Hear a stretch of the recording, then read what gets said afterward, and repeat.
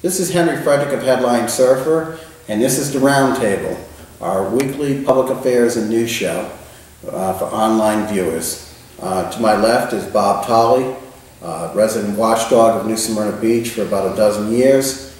To my right is Stan Escudero, ambassador to foreign countries, and both are contributing writers in terms of opinion to Headline Surfer. So gentlemen, the first thing we want to talk about today is elections qualifying. As you know, in Holly Hill, Big John put in an application but went to the bank first and submitted a check before taking out the paperwork. The city clerk disqualified him. He went to court, the judge said it wasn't as egregious to the point where he should not be able to run on a ballot because of a technical thing like that. In Oak Hill, the city clerk disqualified two people. She misinterpreted what was the requirements for submitting monies to support the campaign. And later she reversed herself after one of the candidates, a former mayor named Jeff Bracey, complained and threatened to go to court himself. And she met with, or she phoned her attorney, city's attorney, and the supervisor of elections, and all parties agreed that yes, they should be disqualified, these other two candidates, for commission seats. So you have a situation where elections are in the hands of city clerks. Bob, what do you think about that? To avoid any more problems in the future, and I've said it in the past, I believe all of these matters should be handled directly by the supervisor of elections. Seems to me that she's got the training. What about you, Stan? Well, I think you really only have two options here. Either Bob's approach, which is to say have the supervisor of elections take over this responsibility and either do it through direct supervision of the city clerks or assign people in Deland to do it. Or the second option, to provide detailed training for all of the city clerks so that they understand exactly what they're supposed to do so that this kind of last-minute screw-up doesn't take place. Florida already has a less than distinguished reputation with respect to elections, and we don't need, even on a local level, this sort of thing to continue to happen. It's kind of tough in the situation with Oak Hill, Bob, where you have two people that ran for commission.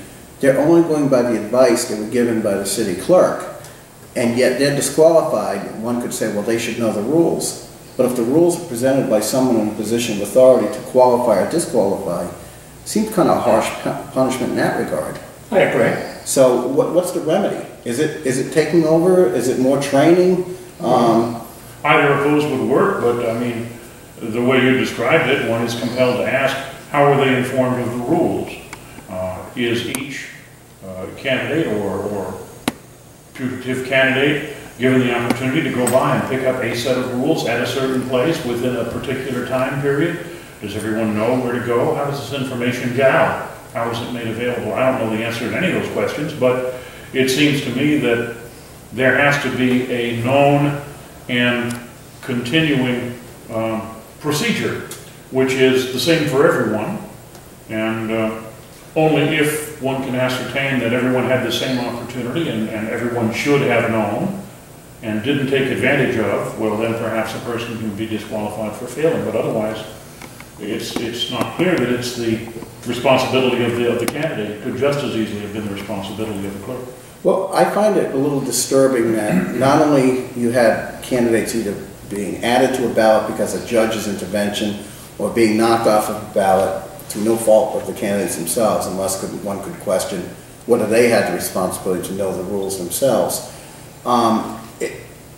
As someone who has covered the news here since the mid-90s, I didn't realize that this is so fractured. Another thing I found disturbing was the fact that you can't find the people that are even running in a lot of these municipalities. You know, Volusia County has 16 incorporated cities. 2 of them are towns, Pearson and Ponce Inlet, out of the 16. But unless the cities are proactive and put the names of candidates for qualifying on the website and mark it clearly on the home page, candidate qualified. For example, in Daytona Beach, I had to open up 3 pages, and I finally found it under a category called residents. Now, I don't know how you would equate residents with qualifying for public office. Well, Henry, you should have asked us, we Republicans know what's wrong.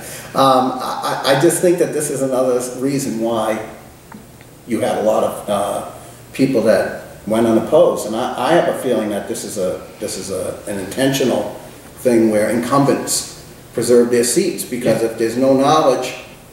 Do you think? Expand on that a little bit, and then we'll It's move on. exactly the case. Take example in this Smyrna Beach. You couldn't find any information who was running for Hathaway's seat. Jason slid in the back door because nobody really knew. Jason McGurk, Jason who's the McGurk. successor. Yes. And he was handpicked back in September of last year. And yet the city didn't put anything online until January when I forced their hand. And then they finally put it on. In fact, the city manager, Brangaccio, said to me, that's not important right now, it's way too early. But it was funny, the next day, after I put it in writing, it was on the website. So city's you're answering your own question and statement. This is exactly what goes on every election. Well, that's why we call it the silly period. Well, let me ask you, Stan, whether you call it a silly period or whatever you want to label it, how can you get people enthused when you have this kind of stupidity?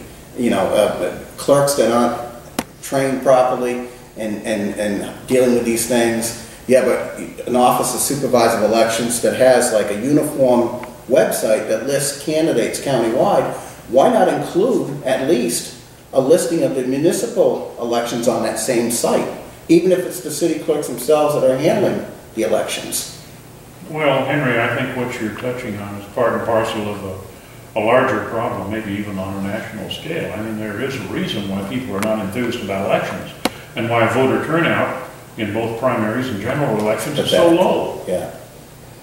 Well, I mean, we can only see how it'll turn out for the August 14th primary, and thankfully there's a presidential election in November. Well, that'll conclude this session, and we'll move on to the next in a moment.